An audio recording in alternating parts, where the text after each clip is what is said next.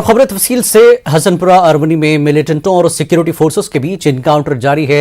Security forces को इत्तला मिली थी कि इलाके में कुछ मिलिटेंट छुपे हुए हैं। इसके बाद कुलगाम पुलिस, सीआरपीएफ, एसओजी और फौज की मुश्तरका टीमों ने इलाके को मुहासरे में लेकर तलाशी कार्रवाई शुरू कर दी। तलाशी कार्रवाई के दौरान वहां छुपे मिलिटेंटों ने फोर्सेस पर फायरिंग शुरू कर दी। जराये के मुताबिक इलाके में 2 मिलिटेंट मौजूद हैं। आखिरी इत्तला मिलने तक इलाके में गोलियों का तबादला जारी था।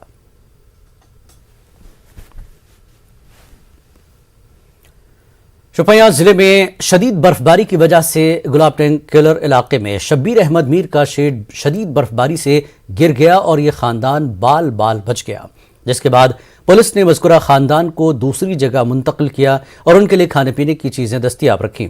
शब्बीर अहमद मीर ने बताया कि वो बरसों से इसी शेड में अपनी जिंदगी गुजार रहे हैं। गरीब होने की वजह से मकान तामीर नहीं कर पाए।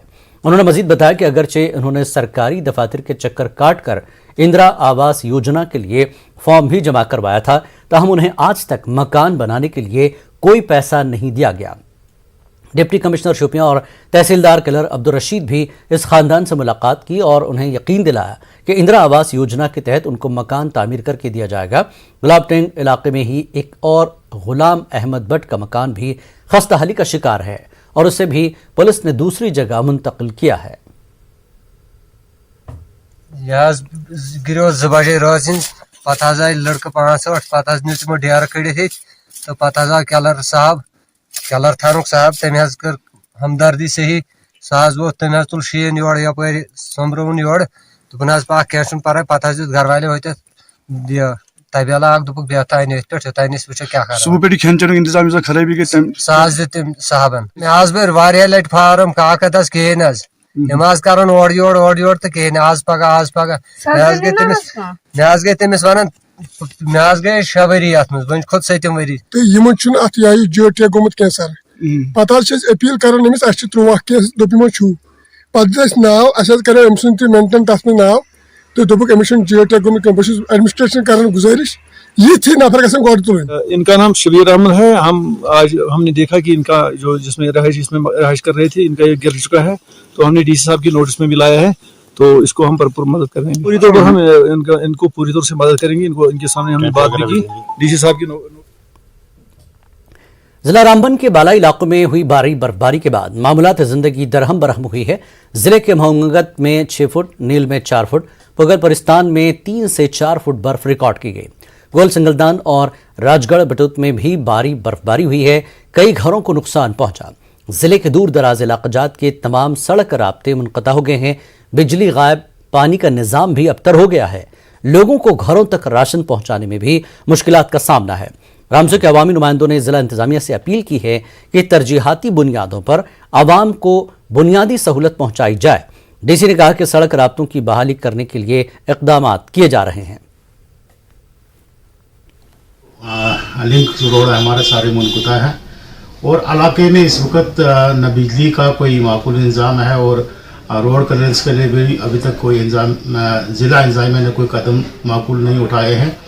और नेशनल हाईवे तो आप खुद ही जानते हैं कि बंद है, काफ़ी इस पे पसिया वगैरह आई है। इस एरिया में जो बर्फबारी हुई है, जितने भी रोड है इनको कोशिश करें जल्द से जल्द है जो कोशिश करें इनको खोलने की।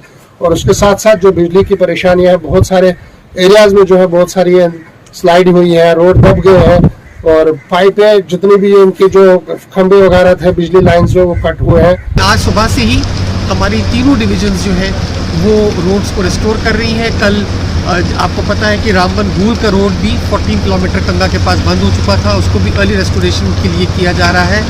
विद इम्प्रूवमेंट इन वेदर आज शाम तक हमारी कोशिश होगी कि जितने भी लिंक रोड्स हैं, बड़े बड़े लिंक रोड्स हैं, उनको हम क्लियर कर लें। जिला पुंछ में बर्फबारी के बाद बिजली सप्लाई के निजाम को शदीद नुकसान पहुंचा है। जिला भर में सैकड़ों खंभे टूट गए हैं, दर्जनों ट्रांसफार्मर जमीन बोस हो गए हैं। कई सब स्टेशन को भी नुकसान पहुंचा है। एग्जीक्यूटिव इंजीनियर इरशाद हुसैन और दीगर अफसरों ने मुख्तलिफ इलाकों का दौरा करके नुकसानात का जायजा लिया। महकमे के मुलाजिमीन बिजली सप्लाई बहाल करने के काम पर लगे हुए हैं। पीडीडी के अफसर ने बताया कि बड़े पैमाने पर हुई तबाही के चलते बिजली पूरी तरह बहाल करने में मजीद 2 से 4 दिन लगेंगे। हमारा बहुत सारा नुकसान हो गया। इसमें आपकी मदद से मैं ये कहना चाहता हूँ, लोगों को अपील करना चाहता हूँ कि हमारा साथ दें ताकि हम अच्छे ढंग से पावर चला पाएँ, क्योंकि बहुत सारा नुकसान हो गया। हमें 1-2 दिन लग जाएंगे क्योंकि हमारे पोल बहुत टूट गए हैं, कंडक्टर टूट गया और काफ़ी नुकसान, इवन के स्टेशन जो है वो पोल के समेत गिर गए हैं, पोल टूटे हुए। खराब ट्रांसफार्मर की वजह से टंगमर्ग फेरोजपुरा के शम्स कॉलोनी में गुज़श्ता कई रोज से तारीकी छाई हुई है। लोगों का कहना है कि नाकारा ट्रांसफार्मर को वर्कशॉप ले जाने में मुतल्लिका महकमे की जानिब से ताखीर की जा रही है। ट्रांसफार्मर अभी भी बर्फ के नीचे दबा हुआ है। मुतल्लिकीन को मुतल्ला करने के बावजूद भी महकमे के किसी मुलाजिम ने इस कॉलोनी की जानिब आने की जहमत तक गवारा नहीं की। लोगों ने ट्रांसफार्मर को जल्द से जल्द ठीक कराने का मुतालबा किया।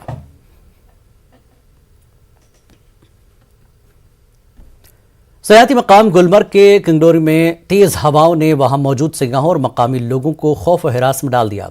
गुज़श्ता रोज से यहां इतनी तेज रफ्तार से हवाएं चलने लगी जिससे सयाह और कंगडोरी में सयाहत से जुड़े आम लोग भी सहम गए। तस्वीरों में आप देख सकते हैं कि किस तरह गुलमर्ग के कंगडोरी में स्नो बाइक वाले सयाह स्केयर तेज रफ्तार हवाओं से बचने के लिए एक जगह जमा होते हैं।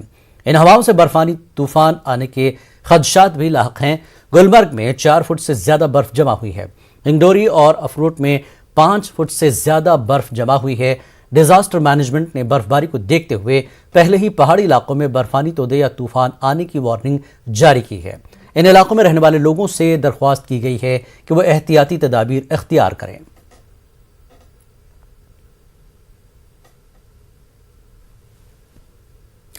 कुपवाड़ा जिले में भारी बर्फबारी की वजह से बालाई इलाकों के सड़क राब्ते बंद हैं। आज करना सब डिस्ट्रिक्ट अस्पताल में कई मरीजों को इलाज के लिए श्रीनगर मुंतकिल करना जरूरी बन गया था। ऐसे में बीएसएफ ने अपनी खिदमात पेश करते हुए टंगडार करना में दरमानदा 4 मरीजों को हवाई सर्विस फराहम की। मरीजों को अस्पताल पहुंचाया गया। भारी बर्फबारी के बाद करना कुपवाड़ा सड़क बंद कर दी गई है। बीएसएफ के इस इकदाम की लोगों ने काफी सताश की है।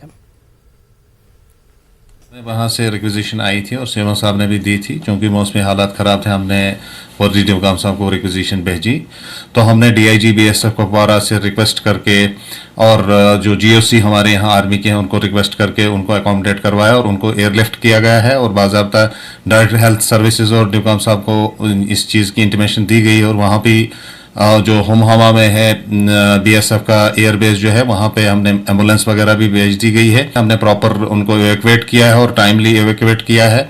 उसके अलावा रात को कुछ इमरजेंसी की सर्जरी भी हमारे बीएमओ साहब ने टंगदार में की है, उसके लिए हम उनको भी अप्रिशिएट करते हैं। मैं आर्मी और बीएसएफ का फिर एक बार फिर अप्रिसिएशन भी करता हूँ और उनका शुक्रिया भी अदा करता हूँ। 27 बटालियन बीएसएफ से अभी हम 4 पेशेंट लेके आए हैं तंगधार से। तंगधार में अभी हैवी स्नोफॉल हुआ है पिछले 3 से 4 दिन से। इन 4 पेशेंट को जरूरत थी हायर सेंटर की, पर रोड ब्लॉक होने के कारण हम इवैक्यूएट नहीं कर पा रहे थे। इसमें एक पेशेंट को चेस्ट पेन के साथ कंप्लेन आई थी, उसको एंटीरियर वॉल एमआई था विद ब्लॉकेज ऑफ हार्ट, तो उसको थर्मोलाइज करके अभी मेंटेनेंस कर रहे थे वहाँ पे। बांडीपुरा के सरहदी इलाके तुलेल में पुलिस ने बडवाब नामी इलाके में उस वक्त एक 18 साल गूंगे और बहरे नौजवान को बचाया जब यह नौजवान अचानक अपने घर से लापता हो गया। कहा जा रहा है कि इलाके में भारी बर्फबारी के चलते जिस्मानी तौर पर कमजोर यह नौजवान बर्फ के अंदर फंस गया था और इत्तला मिलते ही पुलिस की एक टीम ने फौरी तौर पर तलाशी कार्रवाई करके इस नौजवान को बहिफाजत बचा लिया।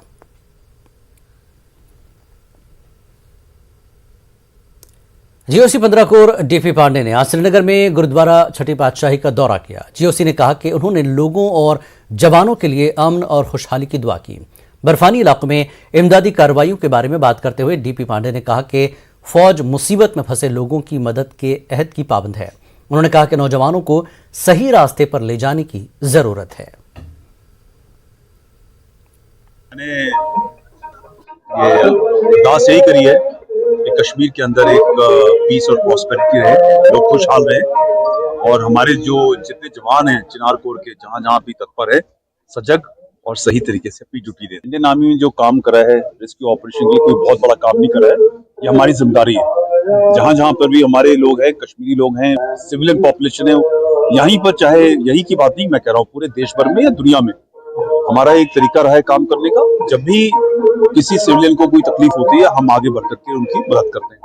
तो ये जो चिनार कोर ने काम करा है ये हमारे खून के अंदर है और खासतौर से अगर कश्मीरी पॉपुलेशन और चिनार कोर एक हैं तो जहां भी किसी आदमी को प्रॉब्लम होगी हमारा काम है हमारी ड्यूटी है कि हम बढ़ के उनकी मदद करें। तो मैं यही मैसेज देना चाहूँगा कि खुशियाँ वापस लाओ, और खुशियाँ वापस लेके आने का जिम्मेदारी जो है, जो यूथ है उसका है, क्योंकि एक यहाँ पे एक नैरेटिव जो गंदा नेगेटिव चल रहा था, उससे हटने की जरूरत है।